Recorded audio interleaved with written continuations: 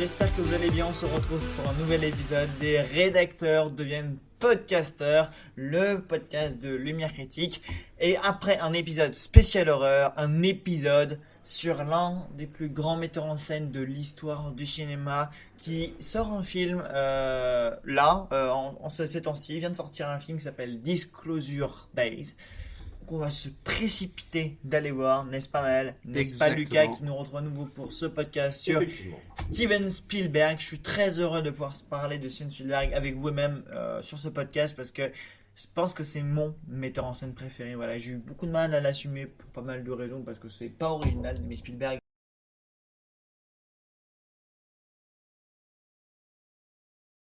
Mais est-ce qu'on s'en fout pas un peu d'être original en 2026? Non, sans déconner. J'aime beaucoup Spielberg, c'est un metteur en scène qui me berce, qui a construit, formé ma cinéphilie depuis que j'ai 8-10 ans à peu près, depuis que j'ai vu E.T., depuis que j'ai vu Jurassic Park. J'aime énormément Spielberg et voilà, Disclosure Day, ça fait partie de mes plus grosses attentes cinéma de l'année. Je vais beaucoup épiloguer, mais je vais laisser la parole aussi à mes camarades. Lucas, Spielberg, dis-nous tout. Spielberg, je l'ai connu directement, ouais. C'est un des premiers grands réalisateurs que j'ai connu avec E.T., l'excellent E.T. que mes parents ils m'ont montré directement. Après, j'ai eu une longue pause parce que j'ai pas vu de Spielberg pendant pas mal de temps. Et ensuite, West Side Story est sorti. Et West Side Story, pour ceux qui savent, c'est mon top 1 quasiment des films ever. C'est vraiment incroyable. Genre, Spielberg, ce qu'il a fait sur West Side Story, incroyable. Donc après, je me suis tapé tous les lundis. Alors, je crois qu'il y a un truc que tu avais précisé, Lucas, de pourquoi tu aimes West Side Story. Non, parce qu'il y a une non, actrice non, que tu non, objection. Parce qu'il y a une actrice que tu aimes beaucoup qui s'appelle Rachel Zegler. Objection. Rachel Zegler n'était pas connue, c'est son premier film dans West Side Story, donc je ne la connaissais pas. Effectivement, je suis tombé amoureuse d'elle. Enfin, je suis tombé amoureux d'elle, effectivement, je le confirme. Mais je la connaissais pas avant, donc j'étais totalement objectif. En fait, la bande-annonce déjà m'a... En fait, moi, je connaissais pas du tout celui de 61 et tout. Donc je me suis dit... Quelle honte. Ouais, mais vas-y, tranquille. Et donc, quelle indignité. Dit, fun, ça a l'air sympa, je vais y aller, et on verra bien. Je me dis, c'est Spielberg, c'est de la comédie musicale, c'est ok. J'y vais, et waouh, c'est beau, ça danse, on en reparlera dans l'épisode, mais... Donc, je me suis tapé West Side Story, et après, il y a eu Ready Player One aussi, qui était très bon. Et après, je sais pas pourquoi, tous les lundis, je me suis fait quasiment un Spielberg, 13 lundis, un semestre au final. Donc j'en ai vu... Ouais, j'ai vu les principaux. Moi, j'ai pas vu les Indiana Jones, voilà, je l'annonce. J'en ai vu, à part le dernier qui était nul. En fait, ça m'attire pas. Mais voilà, pour l'introduction en tout cas. Maël. Alors, pour moi, Spielberg, c'est pas un réalisateur que j'ai connu très tôt, puisque tout simplement, jusqu'à très récemment, je m'en foutais de savoir qui était le réalisateur. Exactement, oui. Moi, je voulais voir un film, je m'en foutais de savoir qui l'avait fait, du moment que je voyais un film. Et donc, depuis que je m'intéresse un peu plus à qui a fait les films, j'ai découvert Spielberg, bien évidemment, et tout ce qui est la masse de choses de qualité qu'il avait fait, les Indiana Jones en particulier. Il a fait le premier vraiment qui m'a marqué des films de Steven Spielberg que j'ai vu. Je crois, si j'arrive à bien remettre la chronologie dans ma tête, je crois bien que c'était E.T. que j'ai vu en premier de chez Spielberg. Ensuite, j'ai enchaîné plus avec un de ses premiers vrais films, à savoir Duel, qui est pour moi un thriller absolument incroyable et très intelligent, qui montre pour moi tout son talent de mise en scène. Après, les films les plus connus de Spielberg, je les ai pas vus. J'ai pas encore vu Les Dents de la Mer ou Attrape-moi si tu peux, au grand désespoir de certains autres cinéphiles. Mais j'ai vu les principaux, très récemment, avec mon amour du biopic, je suis bien évidemment allé voir Fablesman, qui pour moi est un auto-biopic, un des seuls auto-biopics qui peut se dire qu'il en est un, même si il est bien sûr romancé à bien des niveaux. Après, Ready Player One, bien évidemment, qui complètement déjanté, complètement fou, tellement intelligent de certaines manières. Et oui, Artificial Intelligence qui est très fort. Également Lincoln, comme j'adore les biopics, Les Aventures de Tintin et un des moins connus, Le Bon Gros Géant, dont j'avais lu, enfin écouté quand j'étais plus petit le livre lu et qui m'avait beaucoup plu et que j'ai revu du coup en DVD il y a quelques années déjà. Donc voilà un peu mon rapport à Spielberg, un réalisateur dont je ne savais pas que j'avais vu autant.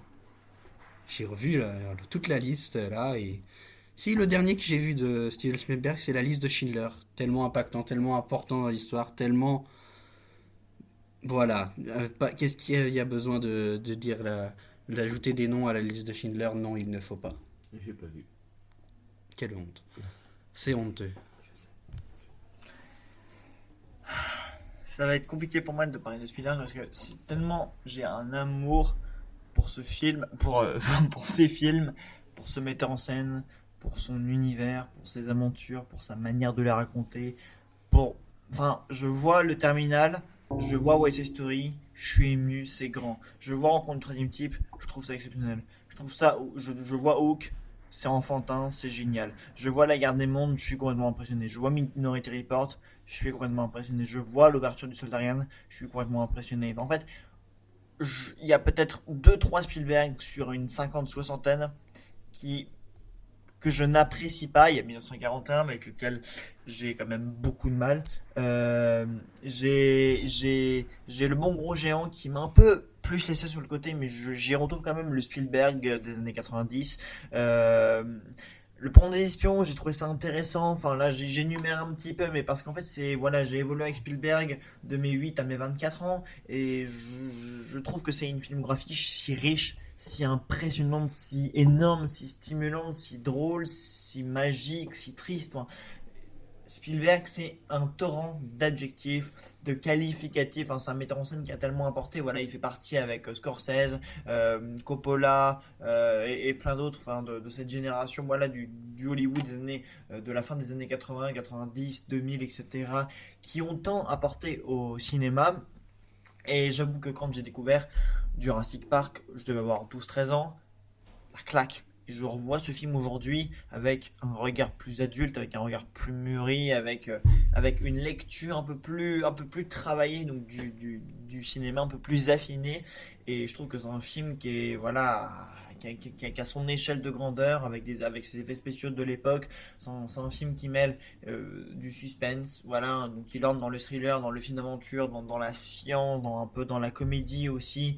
Voilà, donc Jurassic Park 2 qui le succède est presque d'un niveau de mise en scène au-dessus. Voilà, la scène avec le T-Rex, le tyrannosaure, enfin, c'est d'une mise en scène, c'est d'une maîtrise. Enfin, Spielberg, il arrive à te faire de l'horreur comme de l'aventure en un film. Il a révolutionné aussi c'est aussi lui qui a signé le premier blockbuster d'édition du cinéma, enfin celui qui est considéré comme le premier blockbuster de.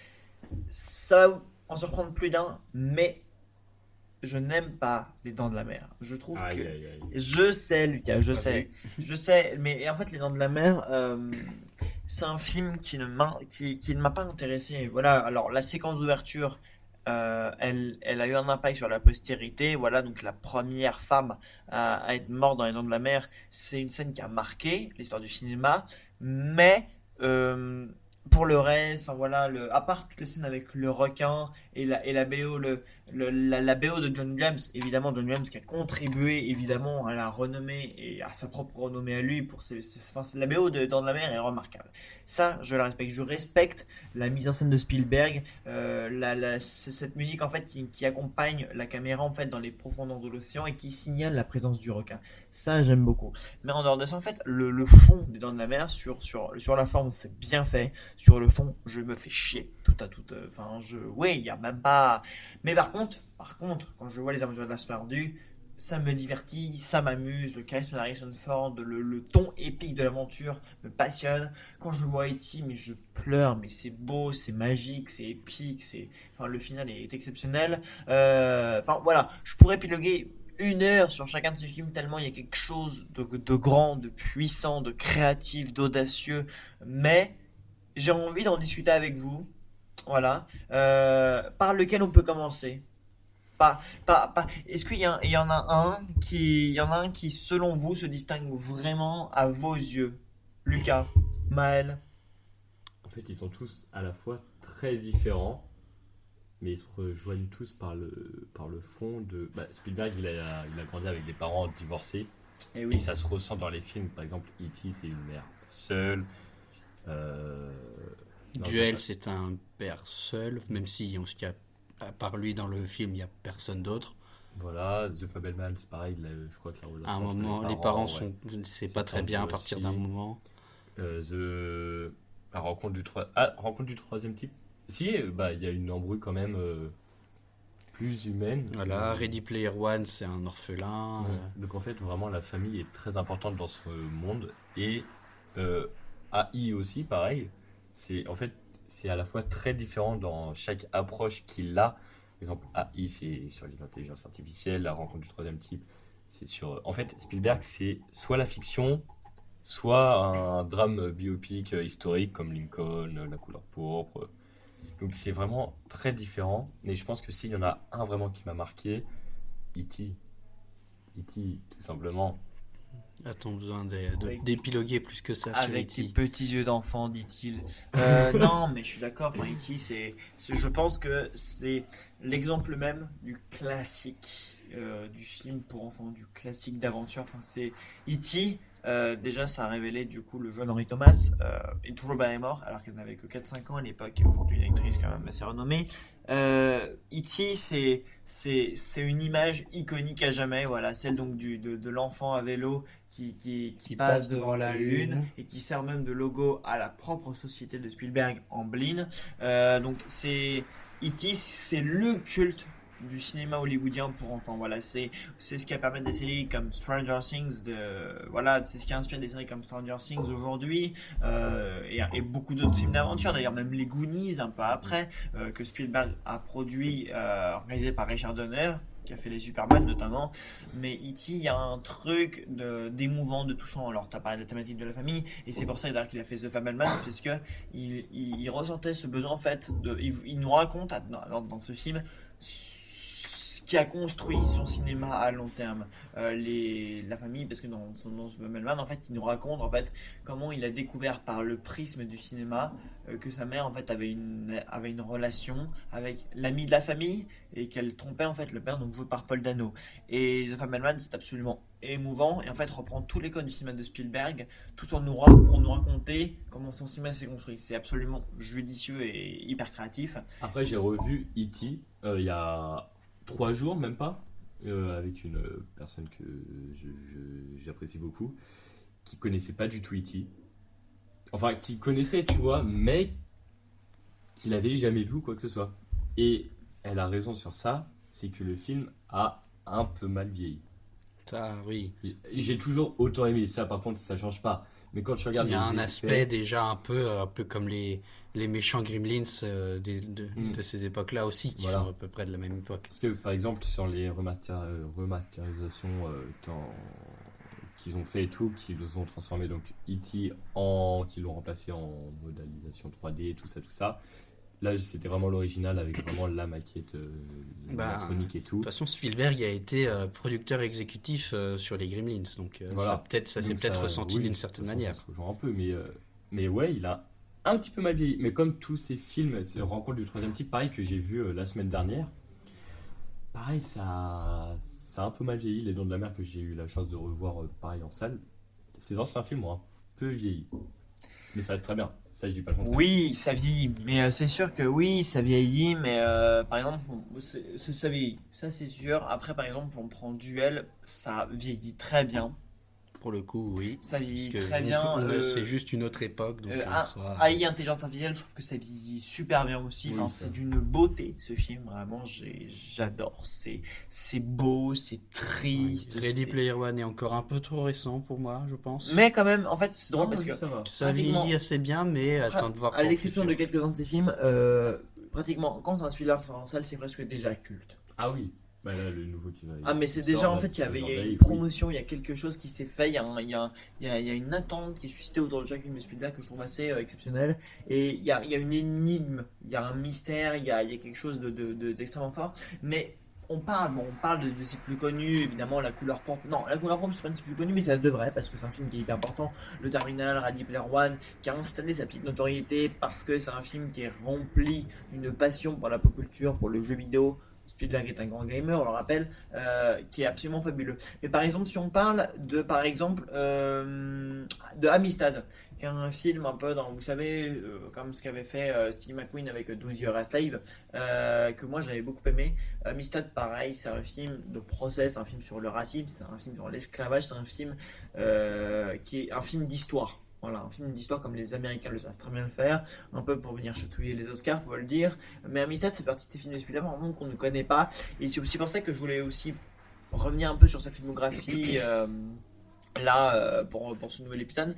Parce que je trouve qu'il y a des films de Spielberg dont on n'a plus parlé. Tu peux nous en parler un petit peu, Maël, toi qui as le synopsis sous les yeux? De Amistad? Oui. Alors, j'ai pas vu Amistad pour le coup, mais j'ai son synopsis. Ça se passe donc dans les années 1899. Un bateau d'esclaves nommé Amistad qui lève l'ancre de Cuba vers les États-Unis d'Amérique. Pendant ce long voyage, les esclaves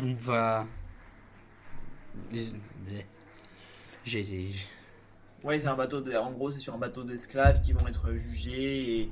Non, c'est vraiment intéressant, Amistad. Et moi, j'aime beaucoup. Et il avait poursuivi avec les films d'histoire avec Lincoln, qui a valu son troisième Oscar à Daniel Day-Lewis. Lincoln, qui est un film que je trouve, comment dire, c'est pas un film remarquable dans la filmographie de Spielberg, mais c'est quand même un film important. Soit Spielberg a fait des films inoubliables, soit il a fait des films importants. Comme Lincoln, The Post aussi avec le duo Tom Hanks et Meryl Streep que je trouve vraiment très bon pour le coup parce que Spielberg c'est un des seuls avec The Post et Ready Player One, il a sorti ces deux films là la même année, chapeau l'artiste, il a réussi à nous immerger dans une rédaction journalistique d'où on vit les événements en fait par ce prisme là, et j'ai trouvé ce film extrêmement pertinent et très très bien fait d'un point de vue mise en scène, le jeu de évidemment Meryl Streep est un manque quand on a un casting pareil, compliqué de faire un mauvais film et de mal diriger. Mais par exemple pour le film historique on a aussi Munich qui parle de l'après-attentat de Berlin que j'ai trouvé vraiment très très bon. Munich c'est un petit film de Spielberg dont on parle quasiment jamais, et à toi parce que c'est hyper intéressant, et d'ailleurs c'est un film qui contient l'une des rares scènes de sexe dans les cinémas de Spielberg, il faut le noter. Après la guerre des mondes, on pourrait dire que c'est juste un film de science-fiction. Mais non, parce que c'est un film post-2001, post-11 septembre, et que c'est un film justement des monstres qui créent la panique en ville. Et en fait c'était une manière pour Spielberg de parler, de refléter le terrorisme par le biais d'être venu d'ailleurs, donc qui débarque sur Terre et qui cause la panique en ville. Et j'ai trouvé ça très bon. Et évidemment, comment ne pas parler du film d'histoire sans évoquer la liste de Schindler? Je vous laisse en parler, j'en parlerai après. J'ai pas vu, à toi Maël. La liste de Schindler, mais comment en as-tu pu le pas voir? Mais c'est une honte, je resterai toujours là-dessus. Tu es une honte pour ce cinéma de Plusieurs fois j'ai voulu, en fait, et je l'ai même pas lancé, mais plusieurs fois j'ai voulu le lancer et tout, et à chaque fois j'ai été interrompu. Je pense que c'est le destin qui veut pas que je vois ce film. Ah, mais donc ouais, sur ce film je passe. La liste de Schindler, un film très impactant, notamment pour toute sa postérité, toute sa symbolique, notamment tout simplement le fait que ce soit un film qui parle des camps des années 1900 des années de la guerre 39-45 et même d'avant, de toute la répression juive qu'il y avait avant, toutes les personnes dont nous n'avons plus retrouvé des corps après la guerre, des millions de personnes qui ont disparu du jour au lendemain sans qu'on sache aujourd'hui ce qui leur est exactement arrivé. On a une idée très précise aujourd'hui de ce qui leur est arrivé, mais malheureusement on ne les retrouvera pas entièrement en tout cas. Donc on le rappelle, la liste de Schindler, donc c'est l'histoire de Oskar Schindler, donc joué par Liam Neeson, qui est dans un de ses rôles les plus remarquables, et tout simplement de comment cet industriel a sauvé plusieurs centaines de juifs, donc du génocide, en les employant dans son industrie, voilà, dans son business de mécanique ou un truc comme ça.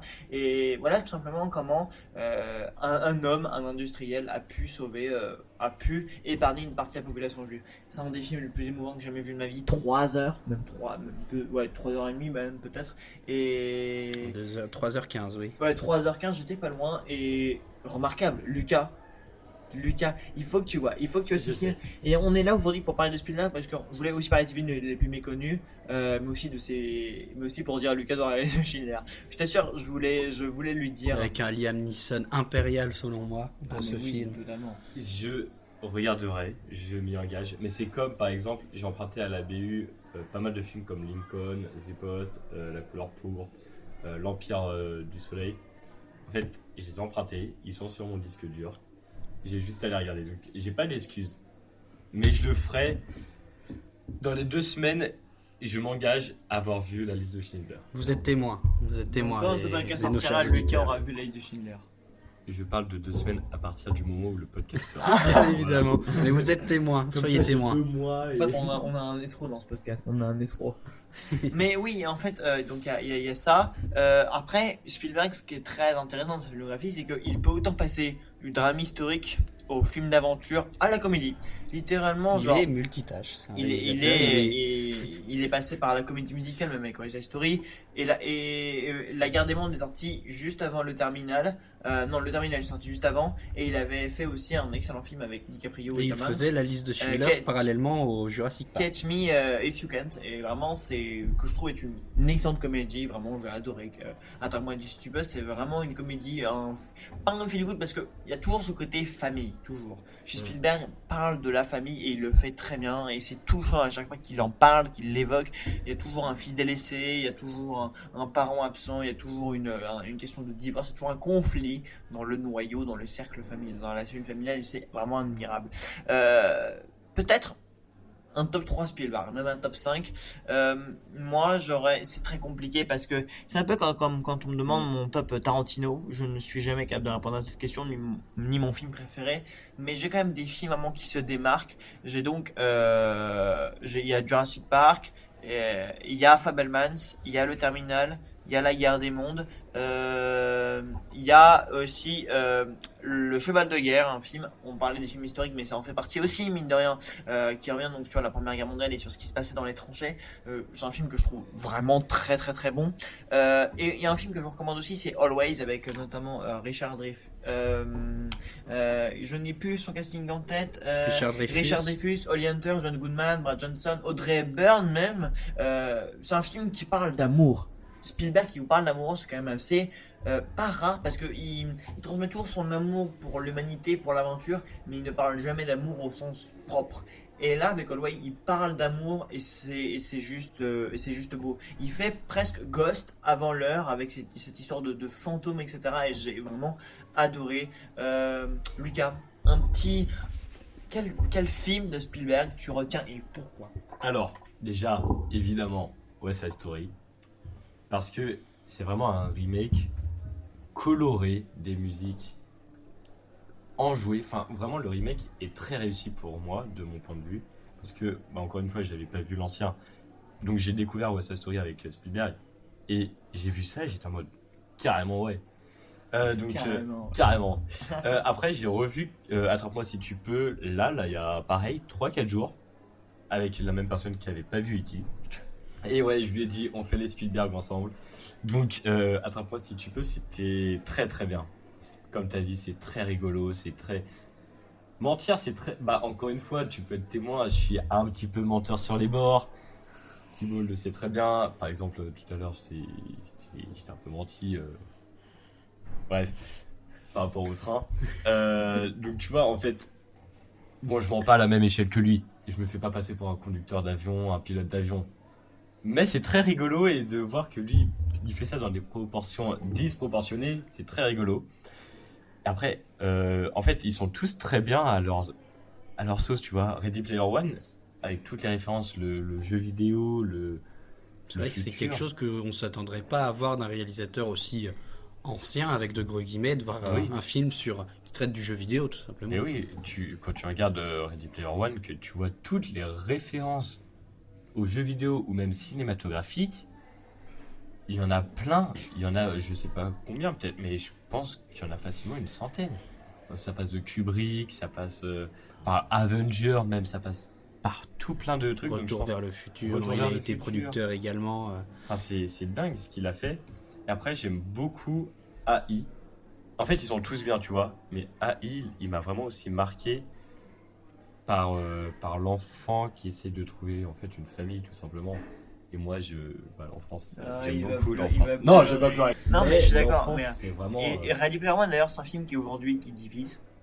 Parce que beaucoup de gens disent ouais, c'est juste une avalanche de fanservice, c'est juste Spielberg qui rend hommage à ses potes, Kubrick et Zemeckis, etc. Oui, et ça fonctionne. Mais oui, mais c'est ça fonctionne vraiment beaucoup. Et moi, je me suis pris une claque devant Ready Player One. Je vois ça en 2018. En 2018, je suis en mode mais waouh, mais Spielberg, mais je t'aime en fait. J'aime Spielberg et je retrouvais dans Ready Player One quelque chose qui m'avait manqué dans le cinéma, c'était l'immersion dans Shining. Mais dingue, mais Spielberg, mais prends mon argent tout de suite.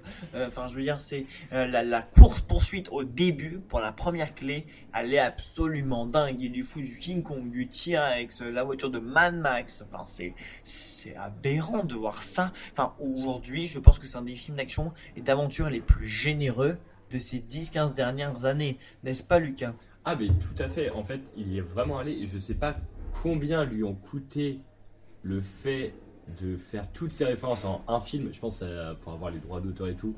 Ça va être une galère c'est lui qui a monstrueuse. Bah oui et non, parce que par exemple, Shining, il a pas les droits. Je pense qu'il a. Bon, après, il sait s'arranger, c'est Spielberg. Je pense qu'il sait négocier, il sait même dire que ce film ou cette référence cinématographique est dans un Spielberg. Et je pense que c'est plus le jeu vidéo qui gagne que Spielberg. Et le fait qu'il l'ait fait, ça a dû lui coûter cher et il l'a fait et c'est fun et c'est très très bien. Maël? Si je devais faire un top 3, top 5 de films que je retiens de Steven Spielberg, il y a Ready Player One pour les mêmes raisons que vous avez citées. Il y a Duel parce que c'est un des premiers, je crois même que c'est le deuxième Spielberg que je me rappelle avoir vu chronologiquement. Après, j'ai pas vu ses plus grands classiques, Attrape-moi si tu peux, ou Les Dents de la Mer, ni Sauver le soldat Ryan. Donc, mais j'aime beaucoup le premier Indiana Jones, l'Arche perdue de 81. Et bien évidemment, en tant que fan de biopic, j'ai beaucoup apprécié The Fablesman et de ce qu'il a voulu en faire. Ah, il était génial. En fait, c'est un Spielberg un peu à part. Mais une fois, c'est complètement lui. Parce qu'en fait, c'est Spielberg qui nous parle de lui. Donc, forcément, dans c'est Spielberg au naturel. C'est Spielberg qui se démunit de pudeur pour nous faire entrer dans sa vie, dans son enfance, dans sa jeunesse. Mais c'est génial, en fait. Qui ne rêve... Par exemple, est-ce qu'il y a un metteur en scène où vous aimeriez bien avoir un film un peu identique? Non, je pense pas. Bah, j'aurais bien aimé Kubrick. Ouais. Kubrick, ça aurait été intéressant, je pense. Bon, pas son âme. Mais Nolan, pourquoi pas? Pourquoi pas Nolan? Parce que Nolan qui a eu, pareil, une imagination. Il est encore assez jeune, hein. Oui, bien sûr. Nolan est complètement fou de toute manière, c'est pour ça que j'adore. Dans 10-20 ans, j'aimerais bien voir comment en fait son imagination débordante, un peu intime comme The Fabelmans, comment ça lui est venu de net. Comment il a fait.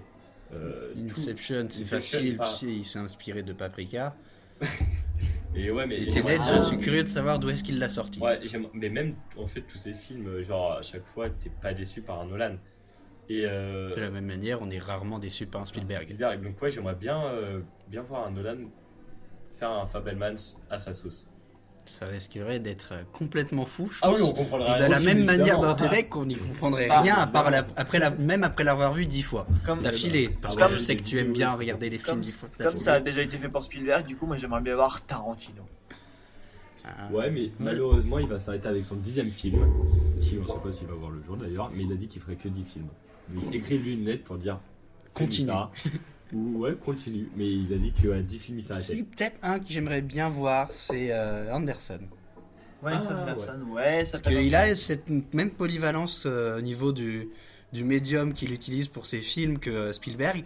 Ils se sont tous les deux décidés à faire à un moment des dessins animés. Là, d'une manière très différente pour chacun. Anderson a décidé de faire du stop motion avec Incredible Mr. Fox. Et Spielberg a décidé de faire les aventures de Tintin. Oh, Et mais rien oui. que ça, un Américain Alors là, non. qui nous fait du Tintin, c'est La incroyable. meilleure adaptation d'une bande Mais dessinée. c'est pas n'importe quel ce Américain. genre. N'importe quel Américain, Mais c'est l'Américain. Non mais genre vraiment C'est- les aventures de Tintin, je pense que ça m'avait fait une claque en 2011, donc c'était il y a 12 ans. Oh mon dieu. C'est du motion capture. Mais pour le vraiment coup, je la crois. motion capture, mais la réalisation, l'adaptation, la fidélité, c'est juste. Il arrive à garder tout cet aspect En fait, cartoon. il garde l'ADN de Tintin, il prend son ADN à lui, il la mélange avec du Indiana Jones. D'ailleurs, beaucoup ont dit que c'est ce Tintin-là qui aurait dû être Indiana Jones 4. Et moi, j'aime le royaume du crâne de cristal. Et voilà, mais c'est comme ça, je vous ai pas content, c'est pareil. J'en ai vu aucun. à part Et le- beaucoup disent que ce Tintin-là est le Indiana Jones 4 qu'ils n'ont pas eu. Mais moi, je dis, mais rien à voir. Tintin, c'est la meilleure adaptation. Bravo de BD d'avoir all fait time. Tintin. Mais vraiment, et on attend toujours la suite qui devait être réalisée par Peter Jackson parce qu'il faut savoir, il faut se rappeler que Les Aventures de Tintin est co-réalisé avec Peter Jackson, enfin que voilà, avec un montage supervisé par Edgar Wright. Et oui, Surtout, ce que j'aime bien dans Tintin, c'est qu'il a quand même réussi à rajouter Peyo directement dans. Enfin, non, pas Peyo. L'écrivain RG, RG. oui, au début il y a un caméo, ouais, le côté méta est très intelligent. Mais vraiment, Tintin, je pense que c'est mon film, mon adaptation de BD favorite. Un de mes Spielberg de cœur, qui est un film que j'aurai toujours avec beaucoup de plaisir. Juste les génériques qui revisitent toute l'œuvre d'RG, enfin toutes les aventures de Tintin, mais c'est exceptionnel évidemment.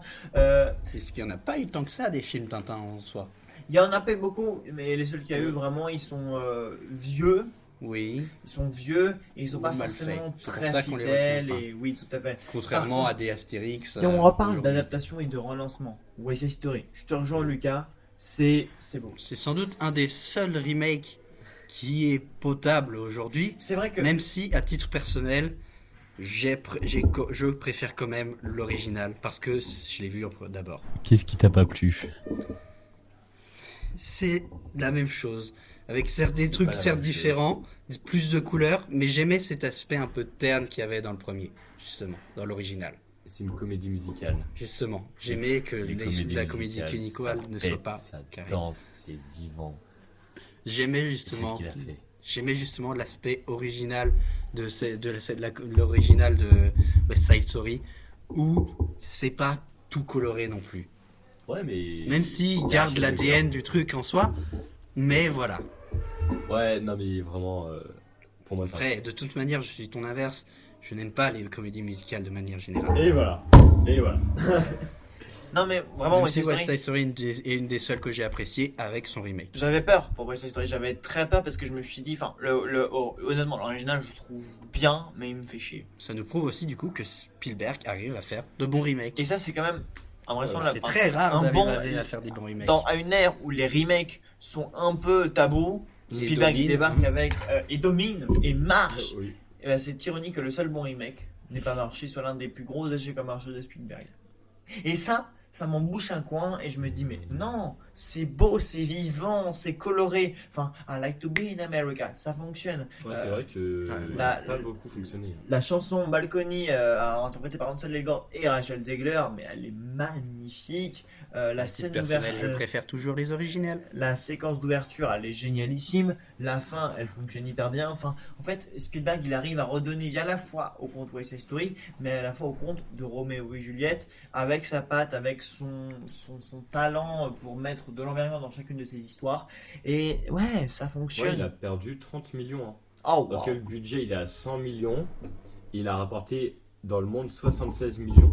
Donc oui, il a perdu Ouais, 25 millions. Après, Spielberg peut bien se le permettre. Oui, évidemment que oui. Mais ouais, c'est un. Ouais, Il peut bien se permettre de se faire des petits plaisirs. Il avait envie de refaire West Side Bah Story. ouais, mais après, il c'est l'a vrai que par exemple, Le Bon Gros Joint, ça n'a pas fonctionné tant que ça. The Fabelmans, en France, ça a bien fonctionné, mais pas à l'international non plus. On verra bien ce que ça donne avec Disclosure Day, mais je pense que là, il va plutôt bien marcher quand même. Mais après, voilà, Spielberg, pareil, avec Indiana Jones 4, il s'est quand même bien planté d'un point de vue réception critique. Après, moi, Indiana Jones, j'ai quand même mes réserves sur cette saga, c'est-à-dire que j'apprécie beaucoup le premier. Le deuxième, je le trouve quand même très bon, mais c'est. Enfin, Indiana Jones, c'est quand même pour moi Ça à part s'essouffle. dans la filmographie. Ouais, c'est une saga qui s'est. Heureusement que beaucoup ça s'est essoufflée. terminé avec le dernier là, parce que même si pour moi il était un peu de trop le dernier. Mais par contre, Après, il n'est pas de Spielberg. je si crois. on parle, si on Heureusement. parle de Minority Report par exemple, c'est un film qui fonctionne aussi très très bien. Et qui est encore plus actuel qu'il l'était à l'époque. Oui. Je Encore, trouve. oui. Avec les reconnaissances faciales, l'intelligence artificielle, tout simplement les robots. Parce que Spielberg est un metteur en scène visionnaire à 100%. Et que voilà, Minority Report, c'est du thriller, c'est du film de SF visionnaire. C'est aussi une époque importante dans les carrières de Spielberg et de Tom Cruise, puisque quand Spielberg sort ce film en 2002, année de ma naissance himself, c'est à une époque où Tom Cruise et Steven Spielberg sont les maîtres d'Hollywood.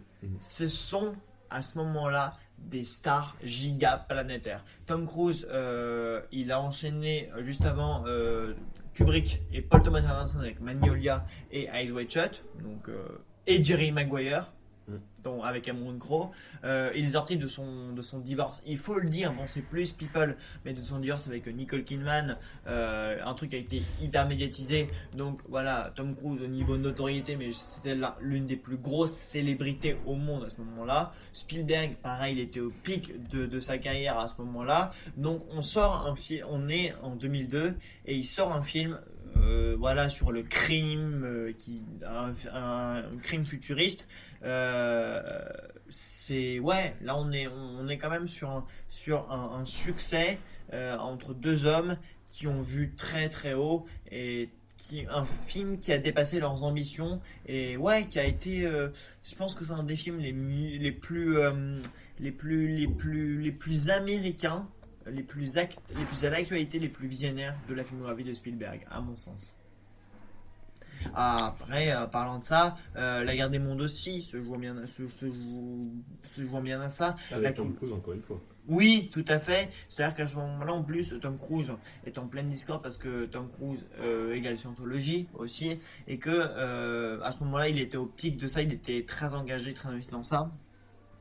Et en fait, ça a posé beaucoup de problèmes parce qu'on a une époque compliquée aux États-Unis dans le sens où le 11 septembre vient d'arriver.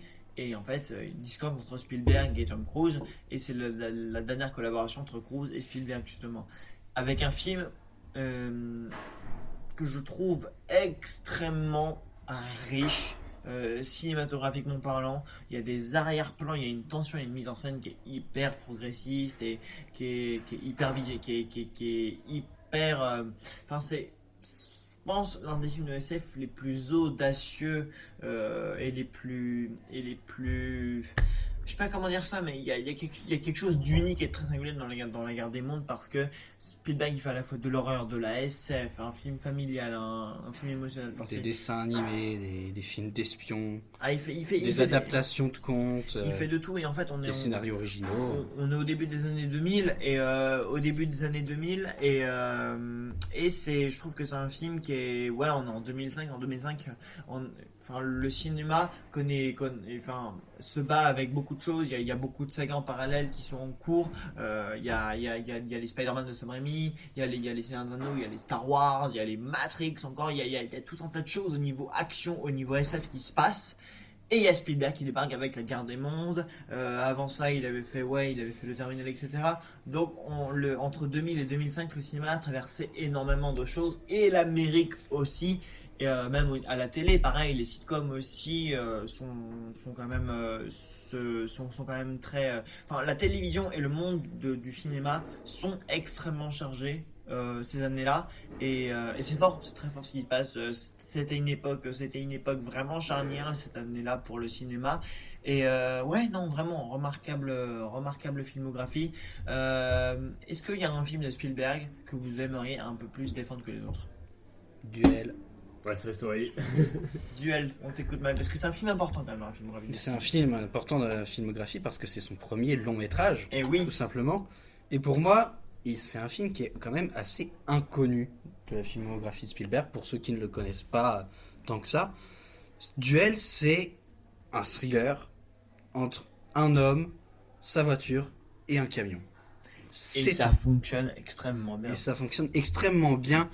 Et il n'y a pas besoin de plus. Le camion est terrifiant. Même si au début on se demande, il finit par devenir terrifiant à force de le voir. Rien que le fait de le voir me fait peur. C'est tellement stressant à certains moments. Le moment où il s'arrête à une station et service et qu'il se cache et qu'il voit que le camion l'attend dehors, c'était vraiment incroyable.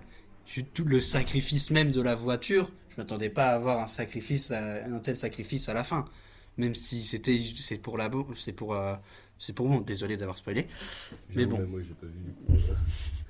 Mais non, oui, voilà, on dit que Jaws, qui est sorti 4 ans plus tard, est le premier blockbuster, mais faudrait pour moi remettre un peu plus de paillettes et de lumière sur Duel, parce que c'est quand même un film incroyable et fait avec pas beaucoup de choses. Ouais, non, mais carrément. Et avant, c'est vrai que quand on voit qu'on est passé Et de Duel. c'est son premier succès en plus. Oui. Le succès d'ensuite, vrai succès qu'il a eu ensuite, c'était justement Les Dents de la Mer. Donc, faut voir le premier succès, vrai. Ah, le level up est terrible. Mais par contre, je vois ce Garland Express que j'avais même un peu oublié dans cette filmographie, qui est quand même un road movie un peu à la Bonnie and Clyde. C'est quand même un film qu'il faut voir, ce Garland Express. Moi, je me souviens quand je l'ai vu, je me suis dit, mais il y a quelque chose dans ce film. Il y a quelque chose, il y a une histoire, il y a de la passion, il y a de l'énergie, il y a de la mise en scène, il y a de la créativité, il y a de l'audace, il y a énormément. En fait, je parle comme ça, mais de tous les films de Spielberg, parce que c'est ça, en fait, à chaque fois, il se renouvelle, il en rajoute, il en remet, il va toujours plus loin.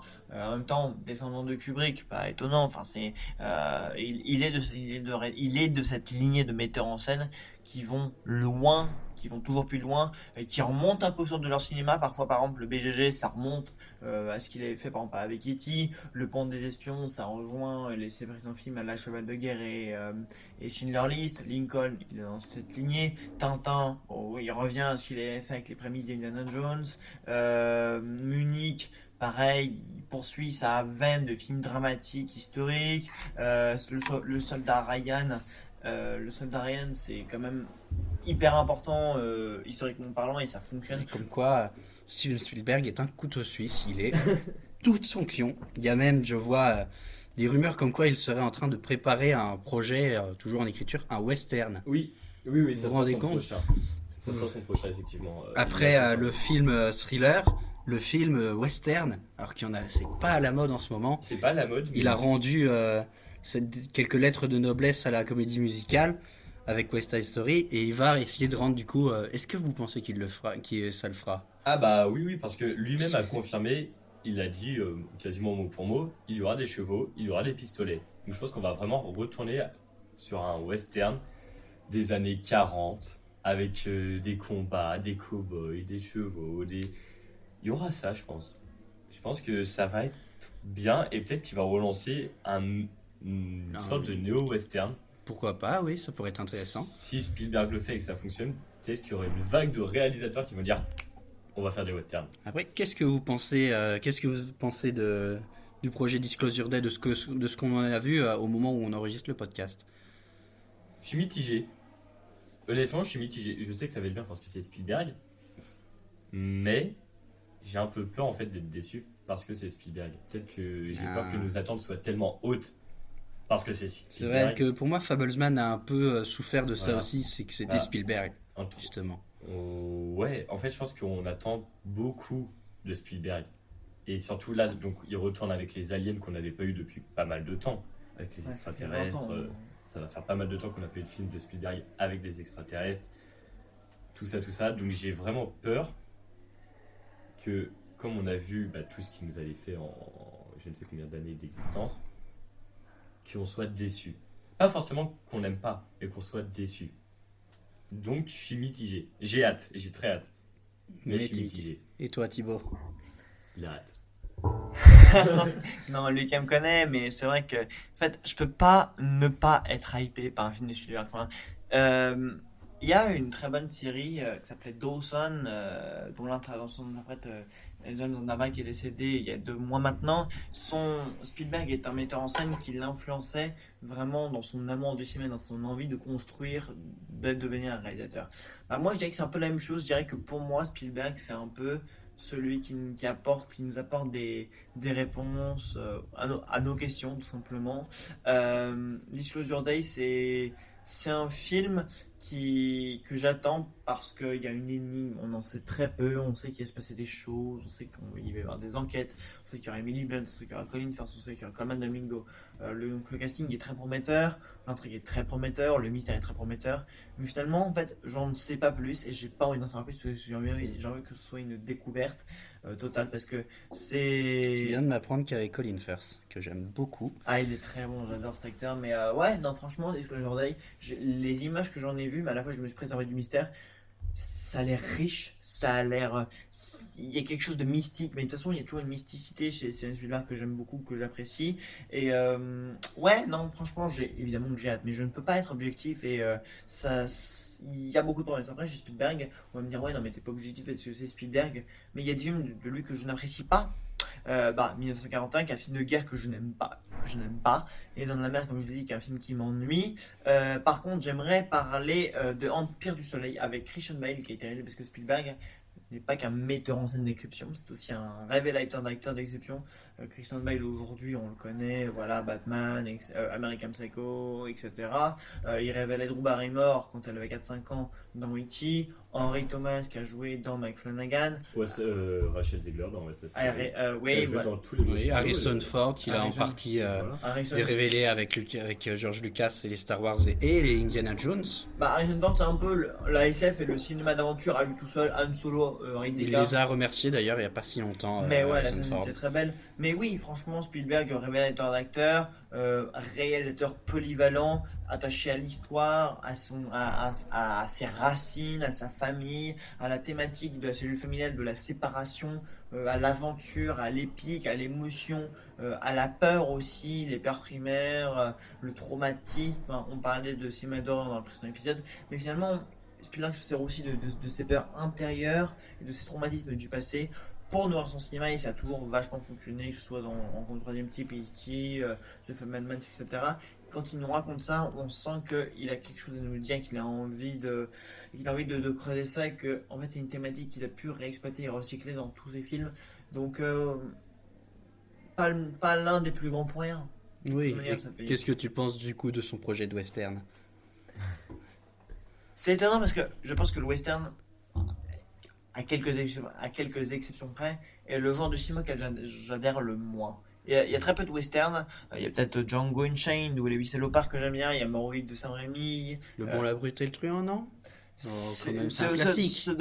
les westerns de Léon un peu moins. Mais si Spielberg fait du western, alors les gars, je vais être Accrochez très- vos ceintures. Ça va être Enfin, non mais exactement. Harnachez-vous à vos chevaux. Voilà. Ça va être quelque chose d'extraordinaire. J'ai hâte. Je dis pas que j'attends ça. On mais, attendra d'avoir le nom du projet, mais ouais, on va attendre d'en savoir plus. qu'il mais rentre ça en me- production et Ça que sera dans 5 ans, je pense. dans Hein. 5 ans, mais oui, ça, s'il est encore en vie. Oui, parce que. ma Il se fait curiosité, vieux, il est de 46. Hein. ma curiosité est attisée, mais Ça, voilà, tu as raison. une filmographie riche, des Il films, était sans. des films exceptionnels, toujours dans l'ambition, toujours un lien avec ses racines, avec l'aventure. Que dire de plus? Un mot à ajouter? J'espère voir plus de films de lui à l'avenir. Bah, on espère toujours. Bah, Parce qu'il il nous a fait tout un enchaînement 2011-2012 jusqu'à 2018. Puis il a fait une petite pause jusqu'à 2021. Il nous avait enchaîné Tintin, Le Cheval de Guerre, Lincoln, Le Pont des Espions, Oh là là. Le Bon Grand Géant et The Post et Ready Player One. Ça devait être une super époque pour lui. Donc j'aimerais qu'il y ait, mais après il se fait vieux donc je pense pas que ça sera le cas. Ça va être- J'espère avoir une autre époque comme ça, mais c'est très peu de chances que ça arrive au vu de son âge. Et il faut qu'il prenne soin de sa santé surtout. Et surtout sa santé, oui. Ouais. Mais ce pas, il a encore bonne forme, Steven. Ouais, mais regarde, avec tous les acteurs qu'on est en train de perdre en ce moment, là par exemple, c'est hier ou avant-hier, on a perdu l'oncle dans Harry Potter. en ce moment, depuis le début de l'année, on n'arrête pas de perdre tous les grands. L'oncle dans Harry Potter. Non, il est mort là, l'acteur. Il est mort il y a 3-4 jours. On n'avait pas entendu parler de celui-là. Non, Si. il est mort début Ah, des années j'ai- 2010. Hein. Ah non, monsieur. On Non, a, t'as per- eu on un- a t'as perdu eu- Chuck Norris il y a quelques T'as semaines. Oui, eu un rappel qui était mort il y a en 2010, mais non, il y a... Moi, je crois qu'il est mort en 2013. Hein. Ouais, je crois un truc comme ça. Richard Griffith, tu dois parler. Mais Oui. non, mais Le c'est... 28 mars 2013. Le gars, il a. Bye bye, tu couperas ça au montage. Ah non, mais Non. peut-être oui, parce que oui, du coup. Mais C'était peut-être j'espère, en tout l'anniversaire cas- de sa mort, mais bon. Oui, c'est c'est sûrement, ouais. Ouais, et ah là là, il s'est mal informé. On a Qui dit... m'a envoyé Peut-être ça que quelqu'un t'a dit heureusement qu'il n'a pas vu ça, au Ouais. vu de. C'est Marion. Marion, ça tu couperas pas. Marion, c'est ta faute. Et donc oui, même, peu importe, depuis le début de l'année, on est en train de tous les perdre. On est en train de tous les perdre petit à petit, donc c'est triste. Et j'espère que Spielberg échappera à cette malédiction de 2026, entre guillemets. Oh bah, Oui, mais regarde, oui. Thibaut, depuis Il le début de va l'année, avoir 80 ans en fin d'année. il va falloir, comme De Niro, comme Scorsese, cette Il va falloir génération-là, raccrocher à un moment. voilà, cette génération-là, c'est triste à dire, mais c'est ce que je me disais avec mon père depuis Il a le début de été l'année. connu tard. Hein, en C'est soi. que petit à petit, on va les perdre. C'est triste. Et il faut s'y attendre. Mais ouais, 80 ans, c'est l'âge où. Merde, Brad Pitt, ça se voit pas hein, qu'il a les 60 balais. Hein. C'est triste, Thibaut, je sais, mais c'est comme ça. un mot positif pour conclure cet nouvel épisode. Tu On n'es pas t'aime, prêt à les Spielberg. perdre. On t'aime, Spielberg. Ah oui, non mais Tout Steven, notre amour pour lui. Steven, si tu passes par là, je suis pas comédien, mais je suis en train de faire une... Non, Non, pas ici, c'est pas lieu. On lui souhaite tout Même le bonheur pour du moi, monde. En tout cas, très ravi d'avoir discuté de Steven Spielberg avec vous, les gars. Franchement, ça me fait hyper plaisir. Et puis voilà, je pense qu'on peut. Plaisir partagé. Franchement, très, Complètement. très cool. Et on attend, on vous en dira plus sur Disclosure Day sur le mercredi. Donc évidemment, branchez-vous sur le site, sur notre Instagram, etc. Et puis on se retrouve très très vite pour un nouvel épisode des rédacteurs de Men Podcaster. Merci Lucas. Non, rien, avec plaisir. Ça m'a fait très plaisir d'être là avec vous, à partager ce moment. Merci Maël. De rien. Merci à toi Thibaut. Et ouais, très ravi de partager cette émission pour ce 4e épisode. Et puis n'hésitez pas voilà, à partager ça. Spotify, Deezer, YouTube, Instagram, on est présent sur les réseaux sociaux. Donc voilà, on a un super monteur, on a de très bons auditeurs, même s'ils n'ont pas vu tous les films, moi si. Et voilà, au revoir tout le monde, merci revoir. de nous avoir Au revoir. écoutés. Au revoir tout le monde.